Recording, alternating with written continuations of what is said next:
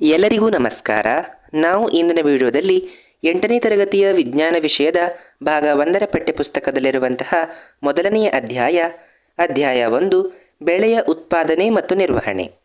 ಈ ಒಂದು ಅಧ್ಯಾಯದ ಸಂಪೂರ್ಣ ಅಭ್ಯಾಸದ ಪ್ರಶ್ನೋತ್ತರಗಳನ್ನು ಇಂದಿನ ವಿಡಿಯೋದಲ್ಲಿ ನೋಡ್ತಾ ಇದ್ದೇವೆ. ಅದಕ್ಕೂ ಮೊದಲನೇದಾಗಿ ನೀವೇನಾದರೂ ಹೊಸಬರಾಗಿದ್ದರೆ ದಯವಿಟ್ಟು ನಮ್ಮ ಚಾನಲ್ನ ಸಬ್ಸ್ಕ್ರೈಬ್ ಆಗಿ, ಹಾಗೆ ತಪ್ಪದೇ ಈ ಒಂದು ವಿಡಿಯೋ ನಿಮಗೆ ಇಷ್ಟ ಆಗಿದ್ದರೆ ಲೈಕ್ ಮಾಡೋದನ್ನು ಮರಿಬೇಡಿ. ಬನ್ನಿ ಇವತ್ತಿನ ವಿಡಿಯೋನ ಶುರು ಮಾಡೋಣ. ಅಭ್ಯಾಸಗಳು ಅಂತ ಇದೆ. ಅದರಲ್ಲಿರ್ತಕ್ಕಂಥದ್ದು ಮೊದಲನೆಯ ಪ್ರಶ್ನೆ ಇದಾಗಿತ್ತು. ಈ ಕೆಳಗೆ ನೀಡಿರುವ ಪದಗಳಿಂದ ಸರಿಯಾದ ಪದವನ್ನು ಆರಿಸಿ ಖಾಲಿ ಬಿಟ್ಟ ಸ್ಥಳಗಳನ್ನು ಭರ್ತಿ ಮಾಡಿ. ಪ್ರಶ್ನೆಗಳು ಆಪ್ಷನ್ಸ್ಗಳನ್ನು ಕೂಡ ಅವರೇ ಕೊಟ್ಟಿದ್ದಾರೆ. ನೀವು ಈ ಒಂದು ಆಪ್ಷನ್ಸ್ಗಳಲ್ಲೇ ಆಯ್ಕೆ ಮಾಡಿ ಈ ಒಂದು ಬಿಟ್ಟ ಸ್ಥಳವನ್ನು ಭರ್ತಿ ಮಾಡಬೇಕಿತ್ತು. ಅದರಲ್ಲಿ ಎ ಅಂತ ಇದೆ. ಒಂದೇ ರೀತಿಯ ಸಸ್ಯಗಳನ್ನು ದೊಡ್ಡ ಪ್ರಮಾಣದಲ್ಲಿ ಕೃಷಿ ಮಾಡಿ ಬೆಳೆಸುವುದನ್ನು ಡ್ಯಾಶ್ ಎನ್ನುತ್ತಾರೆ. ಏನೆನ್ನುತ್ತಾರೆ? ಬೆಳೆ ಎನ್ನುತ್ತಾರೆ. ನೆಕ್ಸ್ಟ್ ಬಿ, ಬೆಳೆಗಳನ್ನು ಬೆಳೆಯುವ ಮೊದಲು ಮಣ್ಣಿನ ಡ್ಯಾಶ್ ಮೊದಲ ಹಂತವಾಗಿದೆ. ಏನು? ಮಣ್ಣಿನ ಪೂರ್ವ ಸಿದ್ಧತೆ. ಸಿ ಅಂತ ಇದೆ. ಹಾನಿಗೊಳಗಾದ ಬೀಜಗಳು ನೀರಿನ ಮೇಲೆ ಡ್ಯಾಶ್ ತವೆ ಏನಾಗುತ್ತವೆ? ತೇಲುತ್ತವೆ. ಪ್ರಶ್ನೆ ಡಿ, ಬೆಳೆಯುತ್ತಿರುವ ಬೆಳೆಗೆ ಸಾಕಷ್ಟು ಸೌರ ಬೆಳಕು ಮತ್ತು ಮಣ್ಣಿನಿಂದ ಏನು ಬೇಕು? ನೀರು ಮತ್ತು ಪೋಷಕಾಂಶಗಳು ಅಗತ್ಯವಾಗಿ ಬೇಕು. ನೋಡಿ, ಇಲ್ಲಿ ಕೊಟ್ಟಿರುವಂತಹ ಆಪ್ಷನ್ಸ್ಗಳಿಂದವೇ ನಾವು ಆಯ್ಕೆ ಮಾಡಿ ಈ ಒಂದು ಬಿಟ್ಟ ಸ್ಥಳವನ್ನು ಭರ್ತಿ ಮಾಡಬೇಕಿತ್ತು. ಮುಂದೆ ನೋಡೋಣ. ಎರಡನೆಯ ಪ್ರಶ್ನೆ, ಎ ಪಟ್ಟಿಯಲ್ಲಿರುವ ಪ್ರಮುಖ ಪದಗಳೊಂದಿಗೆ ಬಿ ಪಟ್ಟಿಯಲ್ಲಿರುವ ಅಂಶಗಳನ್ನು ಹೊಂದಿಸಿ ಬರೆಯಿರಿ ಅಂತ ಕೊಟ್ಟಿದ್ದಾರೆ. ಹೊಂದಿಸಿ ಬರೆಯುವಂತಹ ಪ್ರಶ್ನೆ. ನಿಮ್ಮ ಪಠ್ಯಪುಸ್ತಕದಲ್ಲಿ 2 ಕಾಲಮ್ಗಳನ್ನು ಕೊಟ್ಟಿದ್ದಾರೆ. ಅಲ್ಲಿ ಒಂದಷ್ಟು ಪದಗಳನ್ನು ಕೊಟ್ಟಿದ್ದಾರೆ. ಅದನ್ನು ಏನು ಮಾಡಬೇಕಿತ್ತು? ಹೊಂದಿಸಿ ಬರಿಬೇಕಿತ್ತು. ನೋಡಿ, ನಾವಿಲ್ಲಿ ಉತ್ತರಗಳನ್ನು ಕೊಟ್ಟಿದ್ದೀವಿ. ನೋಡಿ ಏನಾಗುತ್ತೆ? ಖಾರಿಫ್ ಬೆಳೆಗಳು ಏನಾಗುತ್ತೆ? ಭತ್ತ ಮತ್ತು ಜೋಳ. ರಬಿ ಬೆಳೆಗಳು ಗೋಧಿ, ಕಡಲೆ, ಬಟಾಣಿ.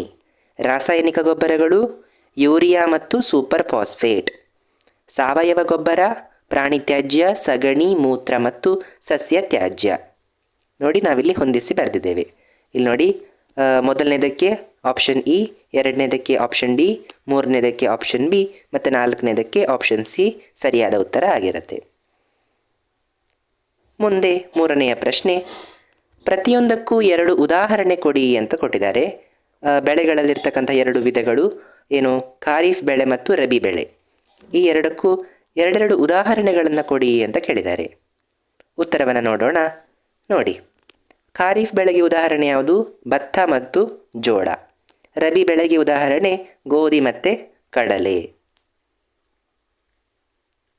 ಮುಂದೆ 4ನೇ ಪ್ರಶ್ನೆ, ಈ ಕೆಳಗಿನ ಪ್ರತಿಯೊಂದರ ಬಗ್ಗೆ ನಿಮ್ಮ ಸ್ವಂತ ವಾಕ್ಯಗಳಲ್ಲಿ ಸಂಕ್ಷಿಪ್ತವಾಗಿ ಟಿಪ್ಪಣಿಯನ್ನು ಬರೆಯಿರಿ. ಒಂದು ಪ್ಯಾರಾಗ್ರಾಫನ್ನು ಬರೀಬೇಕು ನೀವು ಆ ಒಂದು ಪ್ರತಿಯೊಂದರ ಬಗ್ಗೆಯೂ ಕೂಡ. ಅದರಲ್ಲಿ ಕೊಟ್ಟಿದ್ದಾರೆ. ಮೊದಲನೇದು ಏನು ಕೊಟ್ಟಿದ್ದಾರೆ? ಮಣ್ಣನ್ನು ಸಿದ್ಧಗೊಳಿಸುವಿಕೆ. ಬಿ, ಬಿತ್ತನೆ.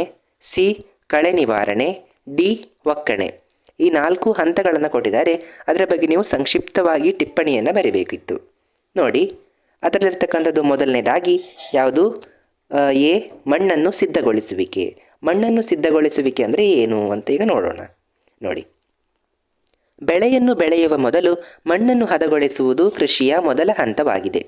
ಕೃಷಿಯಲ್ಲಿನ ಬಹುಮುಖ್ಯ ಕಾರ್ಯವೆಂದರೆ ಮಣ್ಣನ್ನು ತಿರುವು ಹಾಕುವುದು ಮತ್ತು ಅದನ್ನು ಸಡಿಲಗೊಳಿಸುವುದು.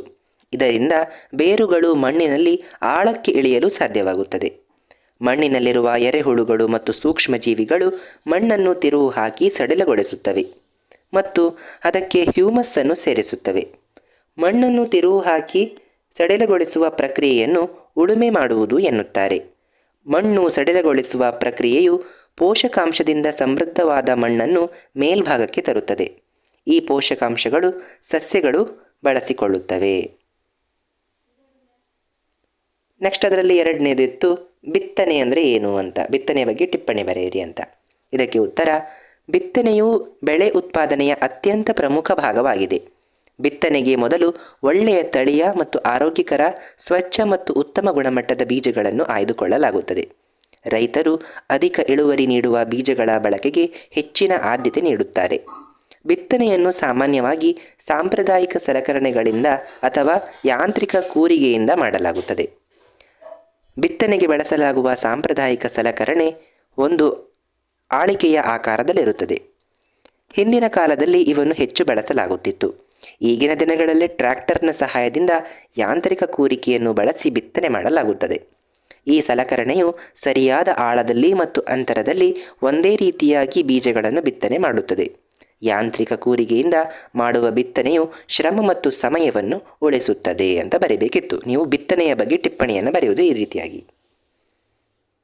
ಮುಂದೆ ನಿಮಗೆ ಸಿ ಕೊಟ್ಟಿದ್ದಾರೆ. ಯಾವುದು? ಕಳೆ ನಿವಾರಣೆ. ಇದರ ಬಗ್ಗೆ ಟಿಪ್ಪಣಿ ಬರೀಬೇಕು. ನೋಡಿ, ಬೆಳೆಯ ಜೊತೆಗೆ ಬೆಳೆಯುವ ಅನಪೇಕ್ಷಿತ ಸಸ್ಯಗಳನ್ನು ಕಳೆಗಳು ಎನ್ನುವರು. ಕಳೆಗಳನ್ನು ತೆಗೆದುಹಾಕುವುದಕ್ಕೆ ಕಳೆ ಕೀಳುವಿಕೆ ಎನ್ನುವರು. ಕಳೆಗಳು ನೀರು, ಪೋಷಕಾಂಶಗಳು, ಸ್ಥಳ ಮತ್ತು ಬೆಳಕಿಗಾಗಿ ಬೆಳೆಗಳೊಂದಿಗೆ ಸ್ಪರ್ಧೆ ನಡೆಸುವುದರಿಂದ ಬೆಳೆಗಳ ಬೆಳೆಯುವಿಕೆಗೆ ಅವು ಹಾನಿ ಉಂಟು ಮಾಡುತ್ತದೆ. ಇದರಿಂದ ಇಳುವರಿಯೂ ಕಡಿಮೆಯಾಗುತ್ತದೆ. ಆದ್ದರಿಂದ ಕಳೆ ಕೀಳುವಿಕೆಯ ಹಲವು ವಿಧಾನಗಳನ್ನು ಅನುಸರಿಸಲಾಗುತ್ತದೆ. ಕಳೆ ಕೀಳುವಿಕೆಯ ಕೆಲವು ವಿಧಾನಗಳು ಹೀಗಿವೆ. ನೋಡಿ, ಕಳೆ ಕೀಳುವಿಕೆಯ ವಿಧಾನಗಳು ಯಾವ್ಯಾವುದಂತ ನೋಡೋಣ. ಮೊದಲನೇದಾಗಿ, ಕಳೆನಾಶಕಗಳು ಎಂದು ಕರೆಯಲ್ಪಡುವ ಕೆಲವು ರಾಸಾಯನಿಕಗಳನ್ನು ಬಳಸುವುದರಿಂದ ಕಳೆಗಳನ್ನು ನಿಯಂತ್ರಿಸಬಹುದು. ಇವುಗಳಿಂದ ಬೆಳೆಗಳಿಗೆ ಯಾವುದೇ ಹಾನಿ ಉಂಟಾಗುವುದಿಲ್ಲ.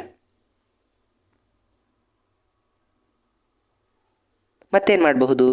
ಬೆಳೆಗಳ ಬಿತ್ತನೆಗೆ ಮೊದಲು ಉಳುಮೆ ಮಾಡುವಿಕೆಯು ಕಳೆಗಳನ್ನು ಬುಡಮೇಲಾಗಿಸಿ ನಾಶಪಡಿಸುತ್ತದೆ.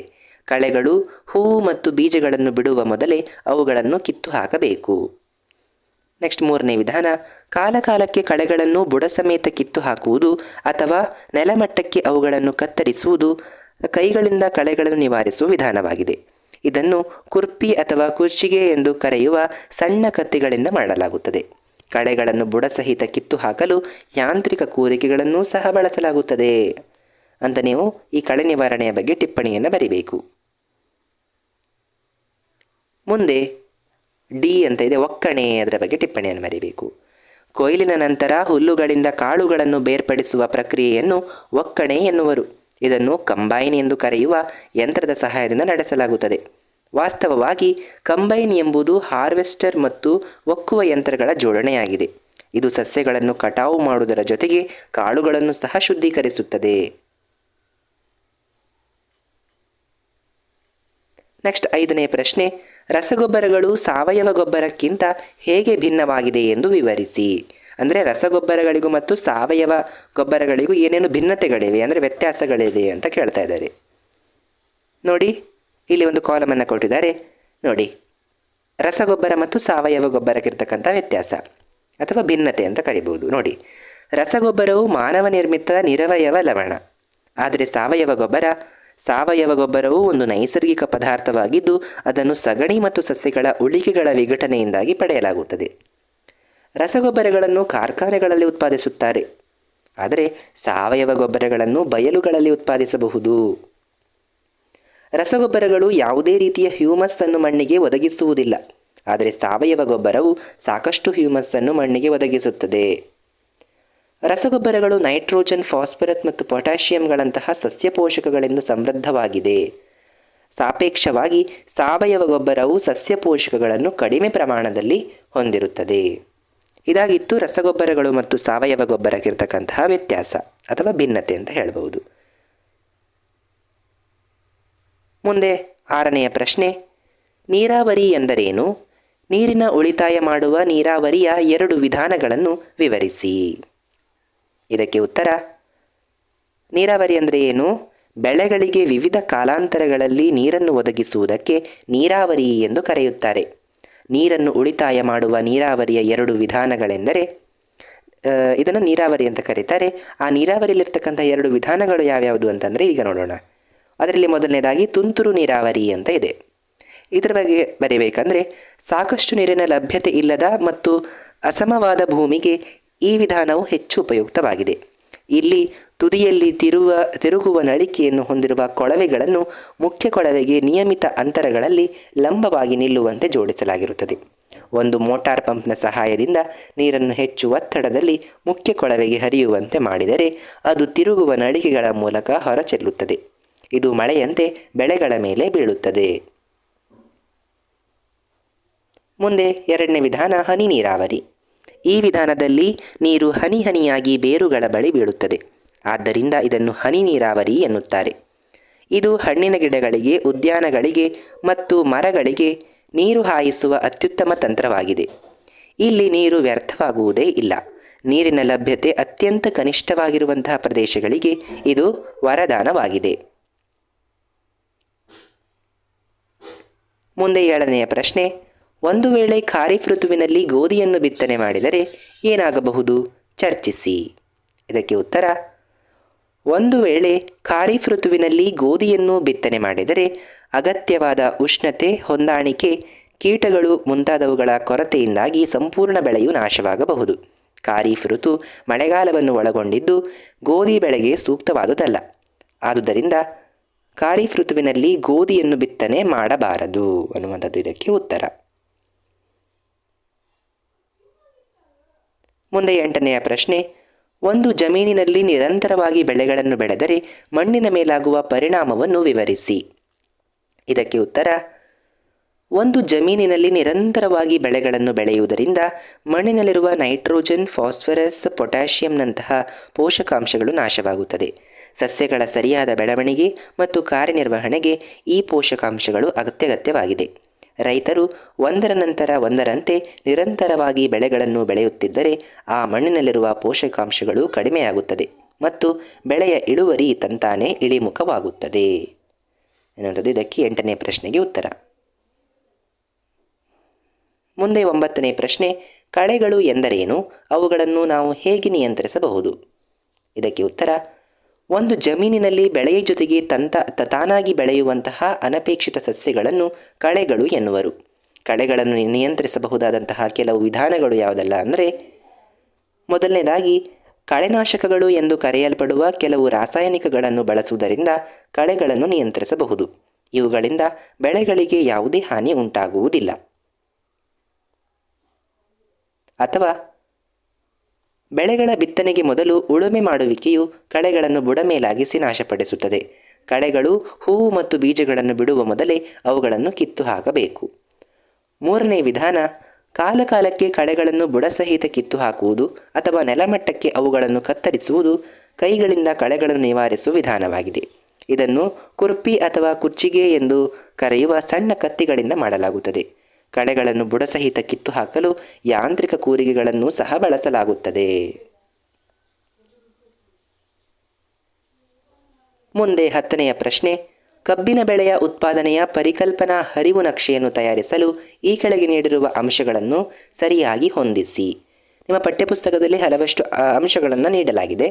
ಅದನ್ನು ಸರಿಯಾದ ಕ್ರಮದಲ್ಲಿ ನಾವು ಹೊಂದಿಸಬೇಕಾಗಿತ್ತು. ನೋಡಿ, ನಾವಿಲ್ಲಿ ಕೊಟ್ಟಿದ್ದೀವಿ. ಕಬ್ಬಿನ ಬೆಳೆಯ ಉತ್ಪಾದನೆಯ ಅದರ ಹಂತಗಳು ಯಾವುದೆಲ್ಲ ಅಂದರೆ, ಸರಿಯಾದ ಹಂತ ಮೊದಲನೇದಾಗಿ ಮಣ್ಣನ್ನು ಸಿದ್ಧಗೊಳಿಸುವುದು, ನೆಕ್ಸ್ಟ್ ಜಮೀನನ್ನು ಉಳುಮೆ ಮಾಡುವುದು, 3ನೇದು ಬಿತ್ತನೆ, 4ನೇದು ಗೊಬ್ಬರಗಳ ಪೂರೈಕೆ, 5ನೇ ಪ್ರಶ್ನೆ ನೀರಾವರಿ, 6ನೇದು ಕೊಯ್ಲು, 7ನೇದು ಬೆಳೆಯನ್ನು ಸಕ್ಕರೆ ಕಾರ್ಖಾನೆಗೆ ಕಳುಹಿಸುವುದು. ಮುಂದೆ 11ನೆಯ ಪ್ರಶ್ನೆ, ಈ ಕೆಳಗೆ ನೀಡಿರುವ ಪದಜಾಲದಲ್ಲಿ ಮುಂದಿನ ಸುಳಿವುಗಳನ್ನು ಬಳಸಿ ಪದಗಳ ಸುತ್ತ ವೃತ್ತಾಕಾರಕ್ಕೆ ಗೆರೆಯನ್ನು ಎಳೆಯಿರಿ ಅಂತ ಕೊಟ್ಟಿದ್ದಾರೆ. ನೋಡಿ, ಒಂದಷ್ಟು ಅಂಶಗಳನ್ನು ಅವರು ಕೊಟ್ಟಿದ್ದಾರೆ. ಅದಕ್ಕೆ ನಾವು ಸರಿಯಾದ ಉತ್ತರವನ್ನು ಹುಡುಕಿ ನಿಮ್ಮ ಪಠ್ಯಪುಸ್ತಕದಲ್ಲಿ ಒಂದು ಚೌಕುಳಿ ಆಕಾರದ ದೊಡ್ಡ ಕಾಲಮನ್ನು ಕೊಟ್ಟಿದ್ದಾರೆ, ಅಲ್ಲಿ ನೀವು ಬರಿಬೇಕಿತ್ತು. ಅದಕ್ಕೆ ಉತ್ತರ, ಮಳೆಗಾಲದಲ್ಲಿ ಬಿತ್ತನೆ ಮಾಡುವ ಬೆಳೆ ಯಾವುದು? ಮಳೆಗಾಲದಲ್ಲಿ ಬಿತ್ತನೆ ಮಾಡುವ ಬೆಳೆ ಯಾವುದು? ಖಾರಿಫ್ ಬೆಳೆ. 2ನೇದು, ಬೆಳೆಯನ್ನು ಬೆಳೆಯುವ ಮೊದಲು ಅನುಸರಿಸುವ ಕೃಷಿಯ ಮೊದಲ ಹಂತ ಯಾವುದು? ಮಣ್ಣನ್ನು ಹದಗೊಳಿಸುವಿಕೆ. 3ನೇದು, ಈ ಜೀವಿಯು ರೈತನ ಮಿತ್ರ ಯಾವುದು? ಎರೆಹುಳ. 4ನೇದು, ಮಣ್ಣನ್ನು ಮಟ್ಟ ಮಾಡಲು ಬಳಸುವ ಉಪಕರಣ ಯಾವುದು? ಲೆವೆಲ್ಲರ್. 5ನೇದು, ಬಿತ್ತನೆಗೆ ಬಳಸುವ ಸಾಂಪ್ರದಾಯಿಕ ಸಲಕರಣೆ ಕೂರಿಗೆ. ಲೆಗ್ಯುಮಿನಸ್ ಸಸ್ಯಗಳ ಬೇರುಗಳಲ್ಲಿ ಗಂಟುಗಳಲ್ಲಿರುವಂತಹ ಬ್ಯಾಕ್ಟೀರಿಯಾ ರೈಜೋಬಿಯಂ. ಬೆಳೆಗಳಿಗೆ ವಿವಿಧ ಕಾಲಾಂತರದಲ್ಲಿ ನೀರನ್ನು ಒದಗಿಸುವುದು ನೀರಾವರಿ. ಕಾಫಿ ತೋಟಕ್ಕೆ ನೀರು ಉಪಯುಕ್ತವಾದ ನೀರಾವರಿ ವಿಧಾನ ತುಂತುರು ವಿಧಾನ. ಜಮೀನಿನಲ್ಲಿ ಬೆಳೆಯ ಜೊತೆಗೆ ಬೆಳೆಯುವ ಅನಪೇಕ್ಷಿತ ಸಸ್ಯಗಳು ಕಳೆ ಅಂತ ಕರೀತಾರೆ. ಪರಿಪಕ್ವವಾದಂತಹ ನಂತರ ಬೆಳೆಗಳನ್ನು ಕತ್ತರಿಸುವಂತಹ ಕ್ರಿಯೆ ಕೊಯ್ಲು. ನೆಕ್ಸ್ಟ್, ಕೊಯ್ಲಿನ ನಂತರ ಹುಲ್ಲುಗಳಲ್ಲಿನ ಕಾಳುಗಳನ್ನು ಬೇರ್ಪಡಿಸುವಂತಹ ಪ್ರಕ್ರಿಯೆ ಒಕ್ಕಣೆ. ಇದೊಂದು ನೀರಾವರಿಯ ಸಾಂಪ್ರದಾಯಿಕ ವಿಧಾನ. ಯಾವುದು? ಅಗಳು. 13ನೇದು, ಮಣ್ಣಿಗೆ ಎಲ್ಲ ಪೋಷಕಾಂಶಗಳನ್ನು ಮರುಭರ್ತಿ ಮಾಡುವ ಒಂದು ವಿಧಾನ. ಯಾವುದು? ಸರದಿ ಪದ್ಧತಿ. 14ನೇದು, ಕಳೆಗಳನ್ನು ತೆಗೆಯಲು ಮತ್ತು ಮಣ್ಣನ್ನು ಸಡಿಲಗೊಳಿಸಲು ಬಳಸುವಂತಹ ಸರಳ ಉಪಕರಣ ಯಾವುದು? ಅದು ಕೂರಿಗೆ. ನೀವು ನಂತರವಾಗಿ ಏನು ಮಾಡಬೇಕಿತ್ತು, ನಿಮ್ಮ ಪಠ್ಯಪುಸ್ತಕದಲ್ಲಿ ಕೊಟ್ಟಿರುವಂತಹ ಈ ಒಂದು ಕಾಲಮ್ನಲ್ಲಿ ನೀವು ಆ ಒಂದು ಉತ್ತರಗಳನ್ನು ನೀವು ಇಲ್ಲಿ ಶೇಡ್ ಮಾಡಬೇಕು ಅಥವಾ ವೃತ್ತಾಕಾರವನ್ನು ಎಳಿಬೇಕಿತ್ತು. ನೋಡಿ, ಕಳೆ, ಅಗಳು, ನೀರಾವರಿ, ರೈಸೋಬಿಯಂ, ಕೂರಿಗೆ, ಕೊಯ್ಲು, ತುಂತುರು ವಿಧಾನ, ನೈಟ್ರೋಜನ್, ಸರದಿ ಪದ್ಧತಿ, ಖಾರೀಫ್, ಎರೆಹುಳು, ಒಕ್ಕಣೆ, ರೆವೆಲ್ಲರ್, ಮಣ್ಣನ್ನು ಹದಗೊಳಿಸುವಿಕೆ. ಈ ರೀತಿಯಾಗಿ ನೀವು ಆ ಒಂದು ಉತ್ತರವನ್ನು ಹುಡುಕಿ ನಂತರ ಈ ಒಂದು ಬಾಕ್ಸ್ನಲ್ಲಿ ನೀವು ಅದನ್ನು ಶೇಡ್ ಮಾಡಬೇಕಿತ್ತು. ಇದಿಷ್ಟಾಗಿತ್ತು ನಿಮ್ಮ 8ನೇ ತರಗತಿಯ ವಿಜ್ಞಾನ ವಿಷಯದ ಮೊದಲನೆಯ ಅಧ್ಯಾಯ ಬೆಳೆ ಮತ್ತು ಅದರ ನಿರ್ವಹಣೆ. ಈ ಒಂದು ಪಾಠದ ಸಂಪೂರ್ಣ ಅಭ್ಯಾಸದ ಪ್ರಶ್ನೋತ್ತರಗಳನ್ನು ಈ ಒಂದು ವಿಡಿಯೋದಲ್ಲಿ ನೋಡಿದ್ದೇವೆ. ನಿಮಗೆ ಈ ಒಂದು ವಿಡಿಯೋ ಇಷ್ಟ ಆಗಿದ್ದರೆ ದಯವಿಟ್ಟು ಲೈಕ್ ಮಾಡಿ, ಶೇರ್ ಮಾಡಿ, ಸಬ್ಸ್ಕ್ರೈಬ್ ಮಾಡಿ. ಸಿಗೋಣ ಮುಂದಿನ ವಿಡಿಯೋದಲ್ಲಿ ಇನ್ನೊಂದು ಪಾಠದೊಂದಿಗೆ. ಅಲ್ಲಿಯವರೆಗೂ ಧನ್ಯವಾದಗಳು. Thank you for watching. Bye bye.